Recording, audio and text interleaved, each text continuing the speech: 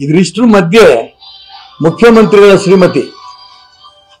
ಶ್ರೀಮತಿ ಪಾರ್ವತಮ್ಮನವರು ಅವರು ಕೂಡ ತುಂಬಾ ಸ್ಪಷ್ಟವಾಗಿ ಏನೂ ಗೊತ್ತಿಲ್ಲದ ಮುಗ್ಧ ಹೆಣ್ಮಗಳು, ಆ ತಾಯಿನೂ ಕೂಡ ಕ್ಲೀನ್ ಚಿಟ್ ತಗೊಂಡು ಹೊರಗೆ ಬರಲಿ ಅಂತ ಭಗವಂತಲ್ಲಿ ಪ್ರಾರ್ಥನೆ ಮಾಡ್ತೇನೆ. ಇದಾದ ನಂತರ ರಾಜಕಾರಣ ನೀವು ಮಾಡಿ, ಎಷ್ಟು ವರ್ಷ ಬೇಕಾದ್ರೂ ಮಾಡಿ, ಆದರೆ ದ್ವೇಷದ ರಾಜಕಾರಣ ಬೇಡ. ಎಲ್ಲ ಹಿರಿಯ ರಾಜಕಾರಣಿಗಳು ನಾನು ನೋಡಿದ್ದೇನೆ, ಅವರ ಜೀವನವನ್ನು ಕೂಡ ಓದಿದ್ದೇನೆ, ನಡವಳಿಕೆಗಳ ಬಗ್ಗೆ ತಿಳ್ಕೊಂಡಿದ್ದೇನೆ. ಯಾರೂ ಕೂಡ ವೈಯಕ್ತಿಕ ದ್ವೇಷ ಮಾಡ್ತಿರ್ಲಿಲ್ಲ. ಸೈದ್ಧಾಂತಿಕವಾಗಿ ಚರ್ಚೆಗಳು ಮಾಡ್ತಾ ಇದ್ರು, ಟೀಕೆ ಟಿಪ್ಪಣಿ ಮಾಡ್ತಾ ಇದ್ರು, ಯೋಜನೆಗಳ ಬಗ್ಗೆ ಟೀಕೆ ಟಿಪ್ಪಣಿಗಳು ಮಾಡ್ತಾ ಇದ್ರು, ಬಡವರ ಬಗ್ಗೆ ಕೆಲಸ ಆಗ್ಲಿಲ್ಲ ಅಂತ ಚರ್ಚೆಗಳು ಮಾಡ್ತಾ ಇದ್ರು. ಆ ಮೂರು ಚರ್ಚೆ ಇಲ್ಲ. ಈಗ ಸಿದ್ಧಾಂತದ ಬಗ್ಗೆ ಇಲ್ಲ, ಬರೀ ಜಾತಿ ಬಗ್ಗೆ ಹೋಗಿದೆ.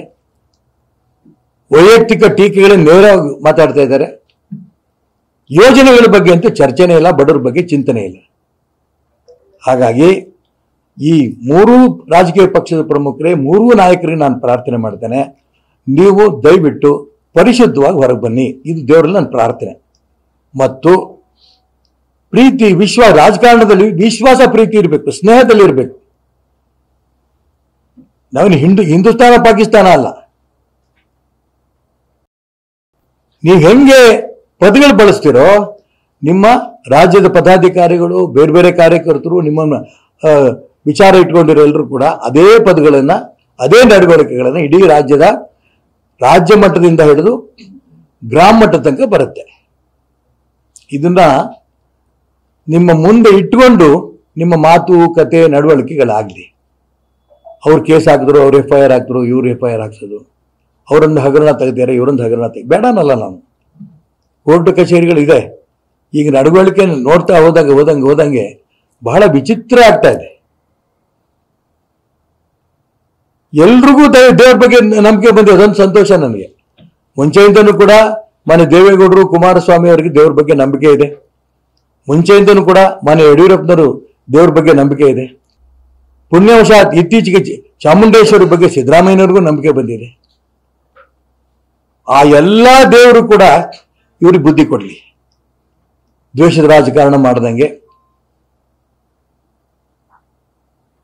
ದೇವ್ರ ಬಗ್ಗೆ ನಂಬಿಕೆ ಇಟ್ಕೊಂಡು ಬಡವರ ಬಗ್ಗೆ ಅನುಕೂಲ ಮಾಡಿಕೊಡೋ ದಿಕ್ಕಿನಲ್ಲಿ ನಿಮ್ಮ ಪಕ್ಷದ ಸಿದ್ಧಾಂತಗಳನ್ನು ಹೇಳ್ಕೊಂಡು ಅದನ್ನು ಚರ್ಚೆ ಮಾಡಿಕೊಂಡು ಮುಂದೋಗಂತ ಆಶೀರ್ವಾದ ತಾಯಿ ಚಾಮುಂಡೇಶ್ವರಿ ಇವ್ರಿಗೆಲ್ಲರೂ ಕೊಡ್ಲಿ ಅಂತ ಹೇಳಿ ಪ್ರಾರ್ಥನೆ ಮಾಡ್ತೇನೆ.